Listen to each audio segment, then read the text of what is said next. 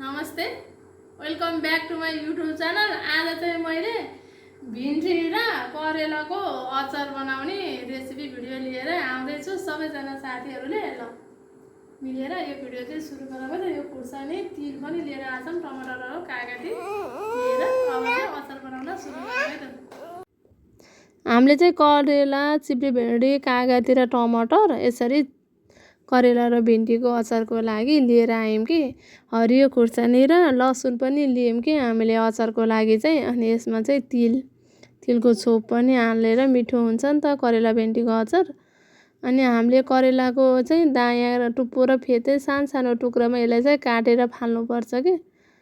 अनि यसलाई चाहिँ बिचमा काट्ने, आफूलाई कत्रो साइजमा काट्न मन हुन्छ त्यसरी काट्नु होला कि साथीहरू। हामीले चाहिँ यसलाई चाहिँ सानो टुक्रा बनाएर काट्यौँ। करेलालाई चाहिँ लगभग एउटा करेलालाई 7-8 पिस टुक्रा बनाएर काट्यौँ कि। आफूहरूलाई कत्रो साइजमा काट्न मन हुन्छ त्यत्रै साइजमा काट्नु होला। हामीले चाहिँ गेडा हाल्दा चाहिँ हामीले स्वाद ठिकै हुने भएको भएर गेडा चाहिँ हामीले हाल्दैनौँ। यसलाई चाहिँ यसरी सबै निकालेर फालिदिन्छौँ कि गेडा चाहिँ। हजुरहरूलाई मन पर्छ भने गेडा पनि राख्न सक्नुहुन्छ। यसलाई चाहिँ यस्तो सानो टुक्रा बनाएर काट्यौँ कि हामीले चाहिँ अचारको लागि छिटो पाक्ने हैन, धेरै बेरसम्म रहने, अनि मसलाहरू पनि राम्रोसँग जान्छ नि त सानो टुक्रा बनायो भने। त्यही भएर हामीले चाहिँ सानो टुक्रामा चाहिँ यसरी काट्यौँ।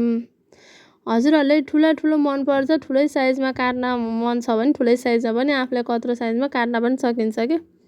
हामीले चाहिँ एउटै साइजमा यसरी सबै करेला काटेर सक्यौँ कि। हेर्नु न, यति सानो बनायो भने हामीले हालेको हुन्छ नि मसलाहरू, नुन पिरो चाहिँ मस्तसँग लाग्छ र धेरै बेरसम्म राख्न सकिन्छ भनेर चाहिँ हामीले चाहिँ सबै टुक्रालाई एउटै साइजमा काट्यौँ। काटिसकेपछि एउटा बोलमा लिनु पर्यो, सबै टुक्रालाई चाहिँ यसरी राख्यौँ। राखिसकेपछि चाहिँ नुन हाल्यौँ कि हामीले चाहिँ।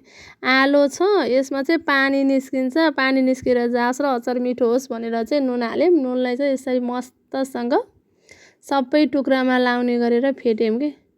यसरी राखिसकेपछि चाहिँ पानी तर्किन्छ नि त अहिले, अनि अचार पनि मिठो हुन्छ। धेरै पानी गइसकेपछि धेरै बेरसम्म रहन्छ नि त। अब चाहिँ हामीले चिप्ली भिन्डी लिएर आयौँ कि। हजुरहरूलाई कति चाहिन्छ आवश्यक अनुसार लिनु होला। हामीलाई चाहिँ 1 सिसा बनाउन थियो अहिले, त्यही भएर यति नै लिएर आयौँ कि। अनि चिप्ली भिन्डीलाई पनि यसरी करेलाकै साइजमा काट्यौँ कि हामीले चाहिँ सानो टुक्रा बनाएर। अनि यसरी सानो टुक्रा बनाएर हेर्नु त कस्तो मजाले काट्यौँ। चिप्ली भिन्डीले चाहिँ 2टा फक्लेटा मात्रै लगायौँ कि। धेरै फक्लेटा लगायो भने करेलासँगै कता जान्छ नि त, करेला सानो छ झन्। अनि त्यही भएर चिप्ली भिन्डी चाहिँ टक्क 2 फक्लेटा बनाएर काटेर चाहिँ सक्यौँ। यसरी टुक्रा बनाइसकेपछि यो चिप्ली भिन्डीलाई पनि फेरि बलमा हालेर राख्नु पर्यो नि त। एउटा बलमा चाहिँ फेरि 1 टुक्रा बनाएको चिप्ली भिन्डी यसरी सबै उठाएर सक्यौँ कि हामीले चाहिँ यहाँ राख्यौँ कि चिप्ली भिन्डी चाहिँ। हेर्नु त यस्तो राम्रो साइजमा राम्रो देखियो। यसरी राख्यौँ। राखिसकेपछि अघि लिएको खुर्सानी र लसुन पनि लियौँ कि हामीले चाहिँ। लसुनलाई पनि सानो टुक्रामा चप गऱ्यौँ कि हामीले चाहिँ। करेला भिन्डीकै साइजमा सानो टुक्रा करेला छ, अनि त्यही भएर खुर्सानी पनि सानो टुक्रामा यसरी काट्यौँ। काटिसकेपछि लगभग आधी कचौरा भयो कि खुर्सानी चाहिँ। अब हामीले चाहिँ लसुनलाई चाहिँ यसरी गरेर काट्यो भने मस्तसँग थिच्नु नि पर्दैन, मसिनो हुने गरी काट्छ के यो। अनि त्यही भएर यसरी काट्यौँ। अनि अब हामीले लिएको टमाटरलाई पनि एकैचोटि काट्यौँ कि। सबै कुरो रेडी गरिसकेपछि अचार बसाल्यो भने सजिलो पनि हुन्छ नि त, झन्झट पनि भएन काट्ने चाहिँ। सबै यसरी टमाटर पनि 1 कचौरा लियौँ, यसरी काट्यौँ कि हामीले चाहिँ। अहिलेको चाहिँ यो चाहिँ अनि तिललाई के हतार मैले यहाँ चुलो बालेँ कि। चुलो बाल्न पनि सकिनँ कि, फेरि कतिचोटि लाग्यो। चुलो बालिसकेपछि कराही बसालेर तेल राख्यौँ कि हामीले चाहिँ। यतापट्टि खाना बसाल्नलाई मैले चाहिँ चामल भिजाइराखेको थिएँ, बाल्नै बिर्सिएछ कि। अनि अघि हामीले नुन हालेर राखेको करेला यसरी निसार्नुपर्छ कि। यसरी निचारी हेर्नु त यस्तो मजाले पानी आउँछ। यो पानी सबै निकालेर फालेपछि चाहिँ हामीले लामो समयसम्म अचारलाई राख्न सकिन्छ कि यो पानी गएपछि चाहिँ। त्यही भएर यसलाई चाहिँ हेर्नु त यत्रो पानी आयो कि अहिलेको नुनको। त्यसपछि यहाँ नुन तेलमा चाहिँ हामीले मेथी पड्कायौँ कि मेथीसँग अहिले टुक्रा बनाएको लसुन पनि यसरी मस्त पड्काइयो कि। अनि यसलाई चाहिँ रातो हुने हेरेर भुटिसकेपछि चाहिँ हामीले अहिले निचारेर राखेको करेला पनि हाल्यौँ कि। सुरुमा करेला तितो हुने भएर मस्त करेलालाई पकाउनु पर्छ नि त, अनि बल्ल अनि मिठो हुन्छ। किन भन्दा करेला तितो हुन्छ, भेन्डी चाहिँ खासै तितो हुँदैन, मिठो हुन्छ। त्यसपछि हामीले यसरी खुर्सानी पनि राख्यौँ कि, खुर्सानी बेसार पनि राख्यौँ हेर्नु न।